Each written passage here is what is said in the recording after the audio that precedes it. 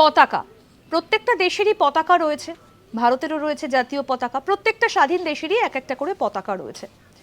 তো বলতে পারেন সব থেকে পুরনো পতাকাটা কোন দেশের এবং সেটা কত বছর আগে তৈরি করা হয়েছিল? আসুন সেই বিষয়ে আপনাদের বলি।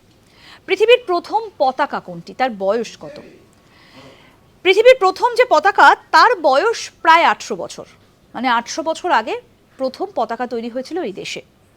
ইতিহাসবিদ এবং উৎসাহীদের মতে ডেনমার্কের পতাকাটা 1219 সালে লিন্ডানিসের যুদ্ধের ঐতিহাসিক ঘটনা থেকে প্রায় 800 বছরের পুরনো। এবং ডেনমার্কের জাতীয় পতাকাই হচ্ছে বিশ্বের প্রাচীনতম এবং দীর্ঘতম পতাকা। অর্থাৎ এই যে ডেনমার্কের যে পতাকা, সেটা অনেকেই মনে করেন ইতিহাসবিদরা যে এটা 800 বছরের পুরনো একটা পতাকা এবং এটাই এখনো পর্যন্ত সবথেকে দীর্ঘতম পতাকা বলেও কিন্তু অভিহিত। এবং এই পতাকাটার বয়স 800 বছরেরও বেশি। এবং আরও একটা উল্লেখযোগ্য বিষয়, ইতিহাসবিদ এবং উৎসাহীদের মতে যে ডেনমার্কের পতাকাটা 1219 সালে লিন্ডানিসের যুদ্ধের ঐতিহাসিক ঘটনা থেকেও 800 বছর পুরনো হয়েছে। এরকম আরও অনেক অজানা আপডেট পেতে দেখতে থাকুন আজ তাক বাংলার ইউটিউব চ্যানেল, সাবস্ক্রাইব করুন।